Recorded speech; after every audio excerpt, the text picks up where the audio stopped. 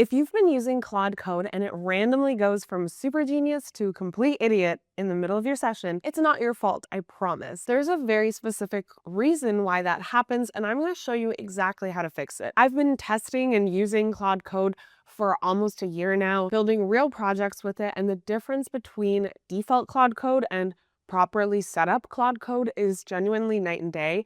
And in this video, I'm going to walk you through 5 upgrades that will make your Claude Code dramatically better. And I also want to mention that recently they have downgraded people. Like that is, you're not crazy, you're not delusional. This is a Claude thing that is happening. That's why a lot of people are pretty mad at Claude Code right now. So I'm going to walk you through 5 upgrades that will make your Claude Code dramatically better. We're talking about better code quality, fewer hallucinations, faster output, and honestly, just a way more enjoyable experience, especially now that it's downgraded a bit. So let's get into it. And the biggest game-changing one for me, I will share at the end because I don't want you to not implement the other stuff that's like a little bit harder to implement. But this one is like 30 seconds to implement and it's such a game changer for everyone, okay?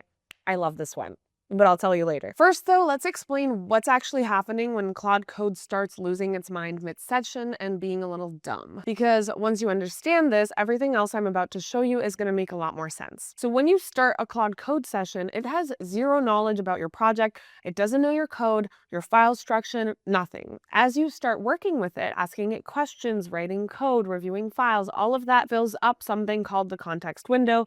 Think of it like Claude's short-term memory. And now here's the problem. That memory has a limit, and way before you actually hit that limit, Claude starts getting worse. It's kind of like if I gave you 5 random numbers to memorize, you could do it easily. But if I keep throwing more and more numbers at you, eventually you start forgetting the first ones I said. So Claude works the same way. Around the halfway point of its context window, it's already starting to forget things that you told it 10 minutes ago. So it starts writing duplicate code, contradicting itself, doing really stupid shit, and hallucinating APIs that do not exist. I've had that happen a lot. And this is where most people give up and say that Claude Code sucks, but it doesn't suck. It's actually amazing. I'm very Claude Code pilled. You just need to manage it properly. So here's how. So the first upgrade is learning to manage your context window. This is the simple, most impactful thing you can do. There are 2 commands that you need to know. The first is clear. So when you run /clear, it completely wipes your conversation history. This is the same as in the terminal. I use this all the time. And Claude starts fresh. It still loads your claude.md file, which we will talk about in a second, but all the back and forth, the failed attempts, the dead ends are gone. So you want to use clear between distinct tasks. Finished implementing a feature and now you're moving to a bug fix? Clear. Merged a PR and switched to a different part of the code base? Clear. Got stuck in a loop where Claude keeps making the same mistake? Definitely use clear. So the second command is compact. So this is a lighter version. Instead of wiping everything, it summarizes your conversation and keeps that summary. So the key here is you can tell it what to keep. So you can say /compact, keep only the auth flow decisions and discard the UI discussion. And it will do exactly that. So use compact when some of your context is still valuable, but things are getting a little noisy. So my rule is simple. If you're past roughly 50% of your context window, it's time to either clear or compact. Do not wait until Claude starts hallucinating. Try to be proactive about it. Now, the thing that makes this work beautifully is claude.md. So this is a markdown file that lives at the root of your project, and Claude reads it automatically at the start of every single session. So even when you clear, even when you compact, your project conventions, your build commands, your architectural decisions, all of that persists. All of your MD file persists. So think of it as Claude's long-term memory versus the short-term memory of the conversation. So here's the most important part though. You have to keep your claude.md short, like under 100 lines, because every line in that file costs you tokens on every single API call in the session because it gets loaded every single time. So if you bloat it, Claude actually starts ignoring your instructions because the important stuff gets buried in the noise. So put your build commands in there, your coding conventions, your test framework, your architectural decisions, but that's it. Like move anything specific to a module into a separate file inside a .claude directory that Claude loads on demand. And one more tip that a lot of you probably don't know, you can tell Claude what to preserve when it compacts by adding a standing instruction to your Claude.md. So something like, when compacting, always preserve the full list of modified files and current test status. That way, even when context gets compressed, the most critical information still survives and everyone's happy. Okay, second upgrade is really easy, and that's plugins. And this is where it gets really fun. So Claude Code now has an official plugin system with over 100 plugins available. 33 of them are built by Anthropic themselves, and another 68 are from partners like GitHub, Supabase, Figma, Vercel, and a bunch of others. So most people have no idea that this exists, but to see what's available, just type /plugin in your Claude terminal and you will see a list of everything you can install. So let me walk you through the 3 that I think everyone should have. The first one is code review. So this is built by Anthropic and it runs automated code reviews on your work. So kind of like CodeRabbit, it catches bugs, edge cases, and pattern issues before you commit. Think of it as having a senior engineer review your pull request before it goes out, except that senior engineer is automated AI agents from Anthropic. So you can install it, and then anytime you want to review, you just use the / command and it goes through your changes. The second plugin is front-end design, also built by Anthropic. So if you're building any kind of user interface, this plugin generates production-grade UI that actually looks pretty good. Like, I love the Claude aesthetic. So it avoids that generic AI aesthetic that everyone is tired of. So bold typography, unique color palettes, creative layouts. It's actually kind of impressive. Just try it, okay? And the third one I would recommend is Connect Apps from Composio. So this one is wild because it lets Claude send emails, create GitHub issues, post to Slack, update Notion, and interact with over 500 different services. So if you don't have an open Claude and you think that's sketchy, this is a good alternative. It basically turns Claude from a code writer into a full workflow orchestrator. You just install it, connect your API key, and suddenly Claude can take real actions with your real tool. So the beauty of the plugin system is that everything is modular. You only load what you need, which keeps your context lean, and you can install them for just yourself or for your entire team. Now, upgrade number 3 is MCP servers. That is all the rage in Silicon Valley, I know. And MCP stands for Model Context Protocol, and it's essentially how you give Claude Code a connection to the outside world, to outside APIs. Without MCP, Claude is kind of guessing when it comes to external tools, and it might hallucinate an API that used to exist 6 months ago but has since changed. What about with MCP? Claude has a direct live connection to the actual tools and services you're using. I think someone mentioned that MCP is like octopus hands that lets AI agents actually do things, or it lets AI actually be in control of tools. So it gives Claude a direct live connection to the actual tools and services you're using. And the setup is simple. You just run Claude MCP add and then the name of the server you want to connect. So most services now have MCP and are using MCP. The ones I would start with are GitHub, because then Claude can read your issues.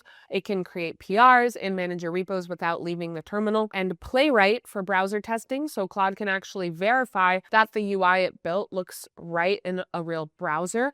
I also got Playwright so that I could use Higgsfield, the sponsor of today's video, which is kind of crazy now because you can basically use Claude Code with Higgsfield to generate all of these crazy AI videos.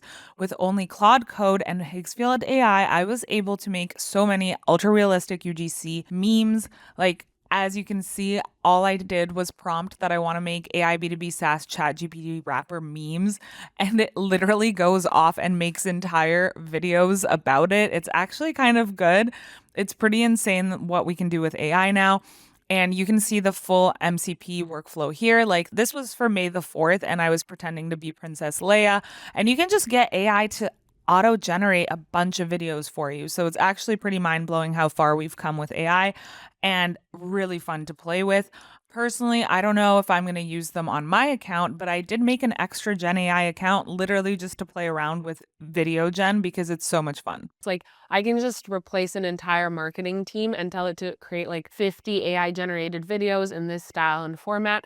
And using Playwright with Higgsfield, it can literally just go out and create like hundreds of AI videos. And they're actually quite good. Like, they're not bad. I personally wouldn't use them on my account because I make memes and that kind of stuff. But if I was a marketing team, I mean, it kind of works. I don't know. Playwright is really cool for that. I just set up this crazy AI video generation workflow with that. Now, here's a pro tip that most people do not talk about.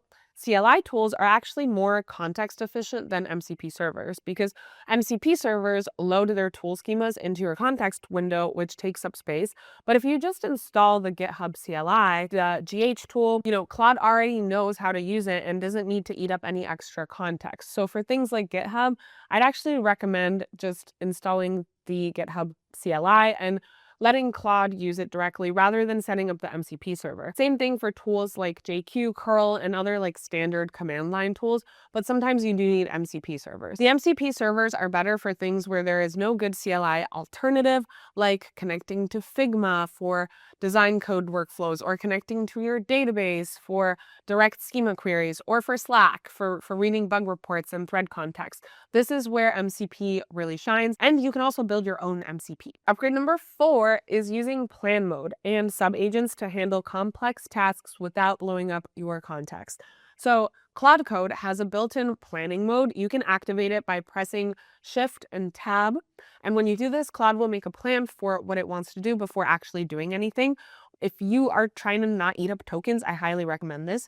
And this is huge because you can review the plan, catch mistakes early, and redirect before any code gets even written. So even better, if the plan is mostly right, but you want to tweak a few steps, you press Control G and it opens the plan in your text editor where you can edit it directly. You can add constraints, you can remove steps, and redirect the entire approach. So then Claude executes your edited plan, and this alone saves so much time because you are catching problem at the planning stage instead of after Claude has already written 500 lines of AI slop code in the wrong direction. So now for really complex tasks, you want to use sub-agents. The idea is that instead of doing everything in one session and filling up your context, you can tell Claude to spin up a separate agent to handle a specific piece of the work.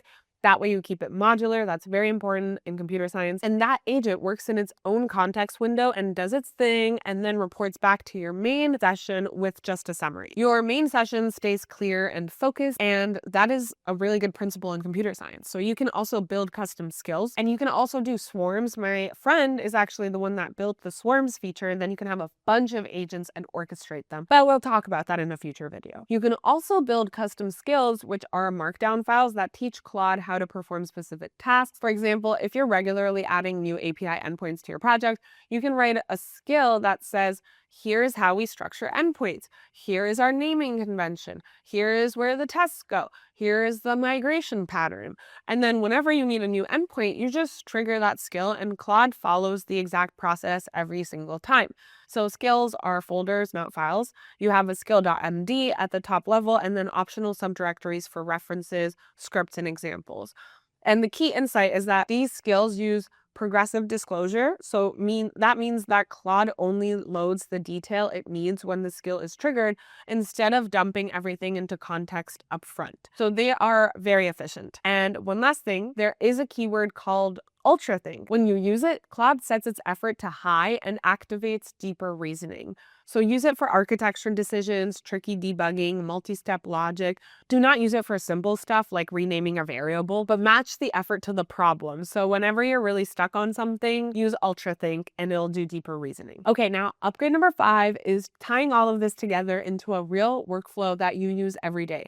So here is what my actual daily flow looks like with Claude Code. I'm actually using Codex more these days, but sometimes I'll be in Ghosty and I'll use Claude Code because I'm so used to it and because it has a few extra things that I've already set up a long time ago. So I open up my Claude Code and my Claude.md loads automatically with all of my project conventions. Then I start with plan mode to scope whatever I'm working on. I review the plan, I edit it if needed, and then I execute it in focused bursts. So when I finish a distinct task, I dash clear and then start fresh for the new one. And for complex features, I just use skills and sub-agents so my main context stays clean. There are a couple of other features that I want to mention quickly because they are game changers. So the first one is voice, and if you press dash voice, it activates push to talk. So you hold the space bar and talk. This is incredible for when you want to explain something complex without typing it all out. I use this way more than expected, but I actually use WhisperFlow for absolutely everything, which is like on my laptop. I actually almost never type anymore. I WhisperFlow everything. That's why you haven't seen me typing at all in this video, because I just talk to my computer. It's way more efficient. And also part of the reason why I lost my voice and sound like a 40-year-old smoker. So sorry about that. So I love voice mode. This is the thing that I was referencing at the start of the video. This is the biggest game changer. Like if you're not using voice mode or WhisperFlow or some kind of speech to text, you are missing out. The second one is loop. So you can type -loop 5M and check if the deploy succeeded and report back in 5 minutes. So it sets up this recurring prompt that fires in the background while your session stays open. I use this to monitor deploys and watch CI pipelines while I keep working on something else. I'm super ADHD, so I need to do that. You can also set the interval to seconds, minutes, or hours, or even days, and tasks expire after 3 days, so you don't have to worry about a forgotten loop running forever. I did worry about that with Ralph loops back last year, but we're good. And the last one is Git work trees. So if you want to run multiple Claude Code sessions on different branches at the same time, the proper way to do that is with Git work trees. You just create a work tree per branch, and each Claude Code session operates on its own directory, and there's no file conflict. So way, way better than trying to manage multiple terminals pointing to the same repo. I have done that. It's a freaking mess. So to recap, the 5 upgrades were: manage your context window aggressively, install the right plugins, connect MCP servers for live knowledge, use plan mode and sub-agents for complex tasks, and tie it all together with a consistent daily workflow, and use voice mode. If anything, voice mode is the biggest takeaway from this. Please use voice mode. It's so efficient. My best friend calls me schizophrenic because I voice mode everything all of the time. I love WhisperFlow so much. And I'm actually interviewing the CEO. This is not sponsored by WhisperFlow or anything, but I'm interviewing the CEO in a Zooks tomorrow. I just love them. So I'm a schizophrenic person now. You cannot be in the same room with me because I will WhisperFlow everything to everyone. If you do these 5 things, you're gonna have a dramatically better experience with Claude Code. I'm not even exaggerating. It's gonna be like 10x. And this doesn't even take a long time to set up. This is probably 30 minutes top. So please do it. Let me know below if you did it. And if you found this helpful, make sure to subscribe, because I'm gonna keep being Claude Code pilled and pushing Claude Code to its limits and sharing everything I learned. So drop a comment below and let me know which upgrade made the biggest difference for you. And I will see you in the next one. Bye.